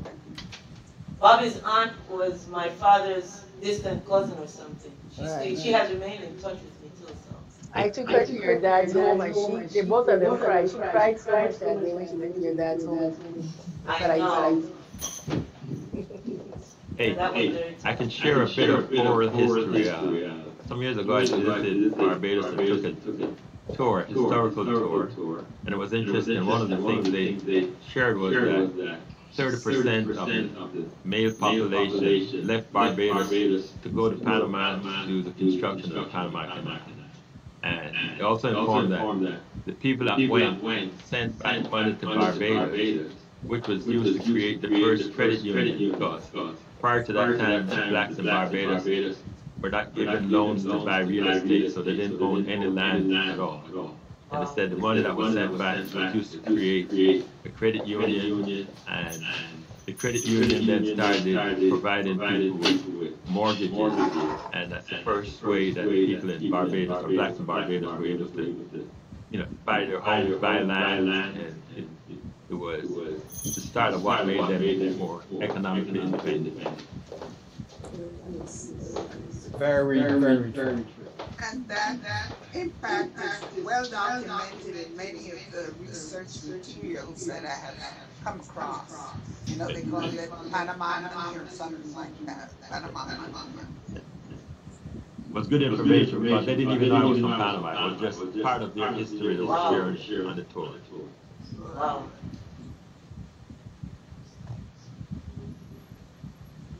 This was very good. Thank y'all. Thank you. Back to you, Mary and Angela. Thank you. Thank you very much. Well, this has been a wonderfully gratifying afternoon. We have established the Panama, Connecticut connection, which is exactly what we wanted to do today. And that never would have been possible without your participation, Melva and Veronica, and of course without the participation of Roman Foster. We thank you as well, Roman, for your contribution. Pleasure. You came all the way up here from New York. It was my pleasure. Well, it's been a privilege. I feel, when I'm speaking to the two of you, Roman and Melva, I know that I'm in the presence of two of the world's great historians and two of the world's great authorities on the canal workers, the history of the canal workers.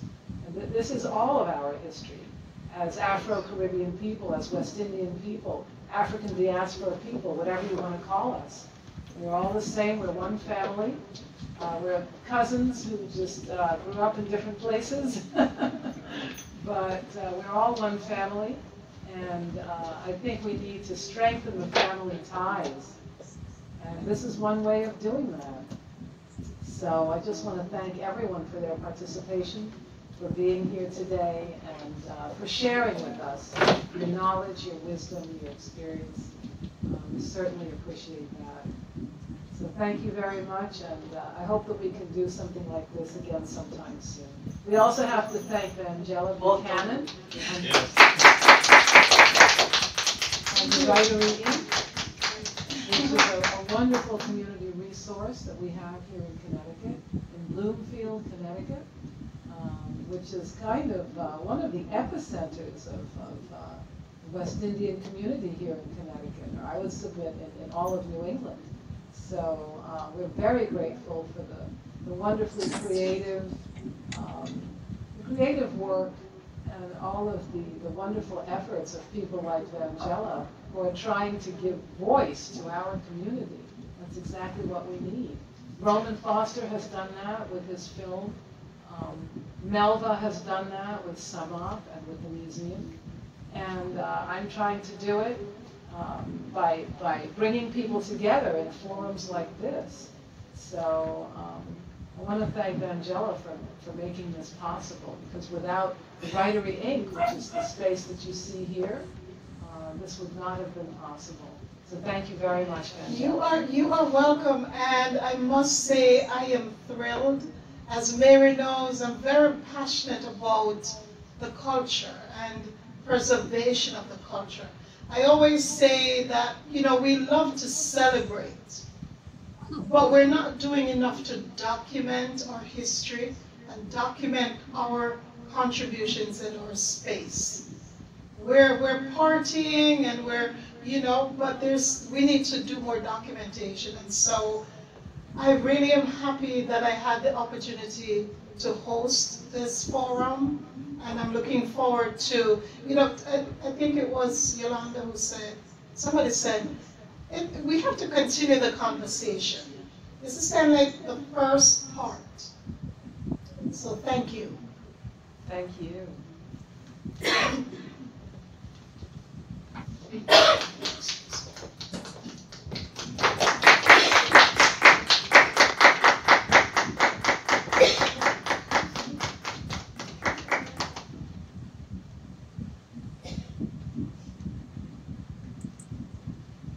Bye. Thank you. Elva, can we document and share connections, at least the people that are local could have a connection? Say that again. I said, is there a way for us to share connections, information so that the people that attended, right? There's someone here. Yeah, for example, the person who just spoke, Geraldo Williams, you'll see in the chat, his father, according as Sheila is put that in the chat to remind us that his father wrote in our Panama Tribune. Which was one of the, I grew up with Panama Tribune, a source of information for decades in Panama among the West Indian communities. Geraldo, I don't know if you inherited it of your father's journalistic talents. I certainly have inherited my mother's talent for writing. So, we inherit it. And somebody else would like to know from Vilmadine, the Acosta, what area the lines to their grandfather lived. That knows Sheila is asking that question. She wants to know more of your grandfather. I had family that grew up across the Paraíso. The Smalls were my mother's cousins. They grew up across the track. That's why I don't know if she's down in Pinole or across from Paraíso. That's why my question was, I don't know them.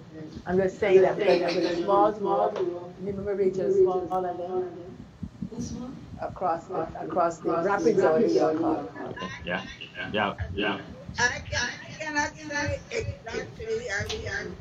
But oh, I know where the cemetery part is. Frank, there's a train goes my stepfather remembers that part here and Let's go down.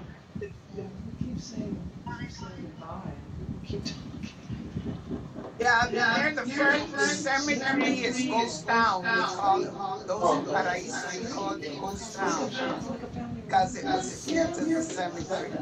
Yeah. Okay, so Thank you. we do have to wrap up. And I know it is, we don't want to go, do we, right? I have It's a almost question like a before family we go. When can reunion. this happen again, please? Let's put a date for this to happen again, please. Yes, we Yeah, can very do good that. point, yeah. And I do apologize for the earlier technical difficulties. We just had one person, managing it all and running back and forth between rooms. But I'm glad we finally settled down and, got things going. But yes, we will definitely do this again. Just let us know when. Thank you. Very good. Thank you guys. Have a wonderful evening. Bye. Thank you. Thanks everyone for Thank you very much. I participating. enjoyed it very much. Yes. Take care. Bye. Thank you. Okay, thank you. Congratulations to everyone.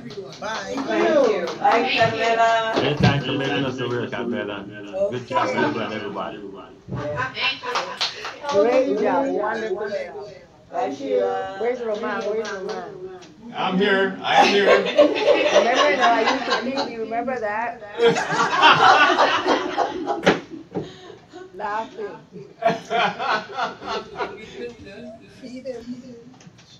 That was wonderful. I'm glad you enjoyed it. Yeah, we would have more local people. But I think that I was telling. And we definitely would. Roman, say hello to Ruth. I will. All righty. Okay.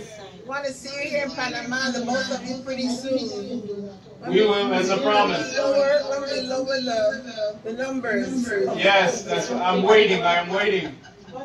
And say hello to Alonso for me. Okay, he's here watching. Yolanda, un abrazo. Un abrazote, mi amor. Gracias. Okay. Ciao, ciao. Ciao. Ciao.